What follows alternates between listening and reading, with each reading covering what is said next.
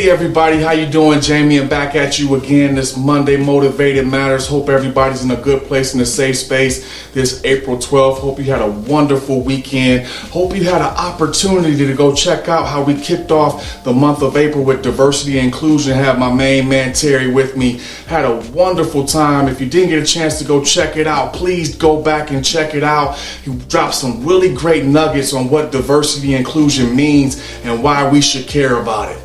We're going to continue to build off of that with this being not only Diversity and Inclusion Month, it's also Autism Awareness Month. So we're going to talk about the special guest that we have here. But before we do that, we're going to make sure that we give our sponsor their props. Thank you, ExecuMass, for allowing us to showcase one of their spring arrivals. This one called Monroe. Love this beautiful print. It's not only gold, but it has some nice little, accents in there as well. It's very light on the face. It looks very sharp. Love the yellow and blue, similar to my Warrensville Heights alma mater back in Cleveland, Ohio. So once again, thank you, Doc Jean-Hess, for being with us today. She's she's the trifecta. That's how we do on Motivated Matters. I'm so happy to see her. I wish I had time to tell you how we met.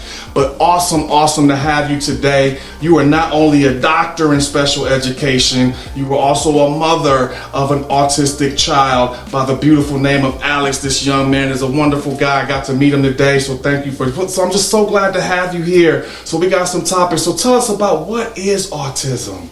Hey, Jamie, and I am so excited to be here, and I'm super psyched that you give me an opportunity to talk to your audience about autism. It happens to be something that's really important to me. I have worked my entire adult life. My working career has been with individuals with special needs, and that's a long time. Over 30 years of teaching, and then somewhere along the line, as I decided to pull back, become Dr. Jean, and teach other people how to be great teachers, the Lord decided I needed one of my very own. And as you said, Alex has autism. So that's my trifecta: doctor, teacher, mom being most important, as it turns out. So I want to talk to you and your audience today about what autism is and what it isn't. So there we go. Way cool. The floor is yours. We're so glad to have you. Beautiful. So the hallmark of autism is that they have trouble making and maintaining social relationships. And so that's sometimes one of the very first things that a mom will notice. She'll notice that her baby isn't bonding to her the way other children are bonding to their babies. That's one. And they tend to have repetitive patterns, and that may be another thing that a mom notices. But we'll get to that. Okay. Another hallmark is that they just are quirky people. Okay. Aren't we all? We all got a little bit of that anyway. Just quirky people. I got you. So there are little things, and they come up when you least expect it, and you just learn to roll with it. Okay. So one of the things that they've been around forever, and that's how we know, because I can't tell you the number of people that I have heard say, "Oh yeah, so and so in my family, blah blah blah."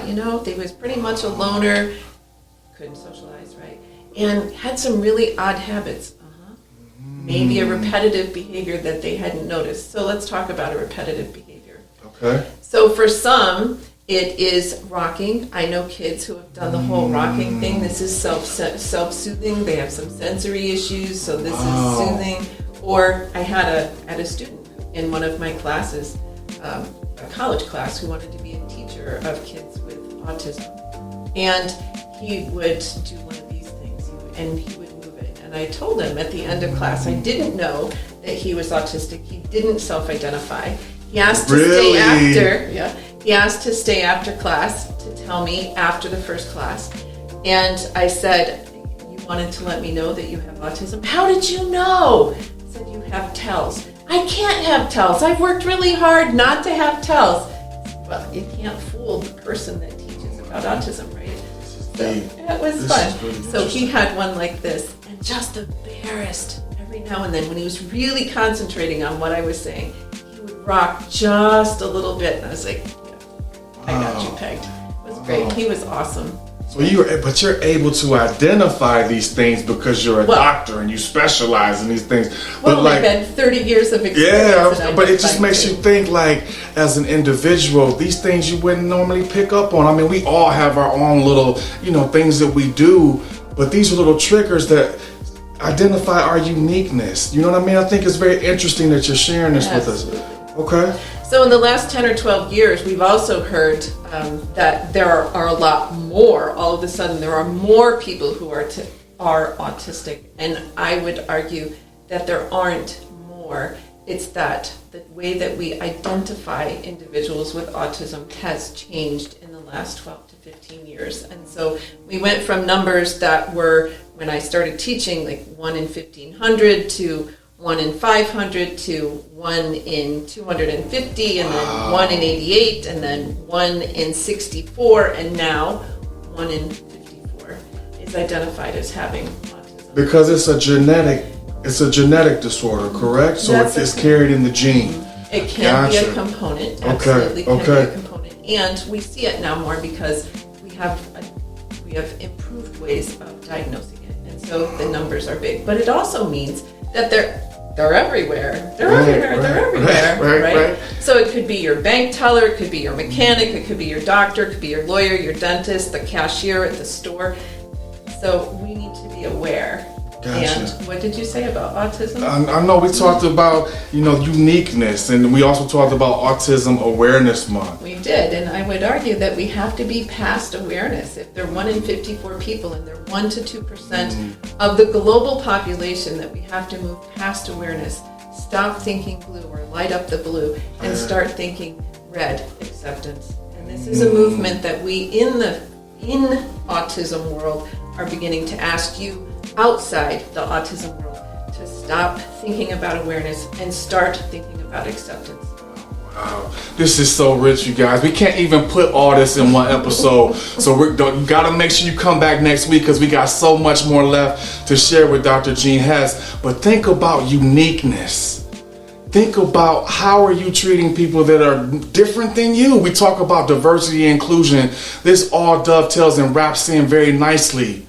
Maybe you're at work, maybe you're out and about somewhere, and you see somebody that has some of these habits or some of these traits that she mentioned.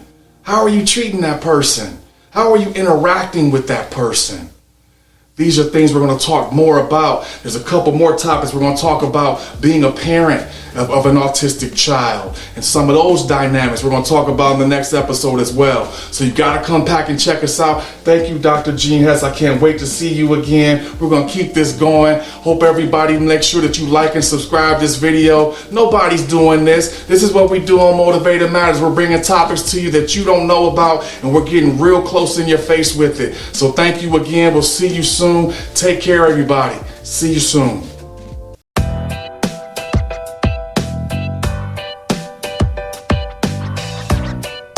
This message has been brought to you and sponsored by Execumass. Find us at www.execumass.com.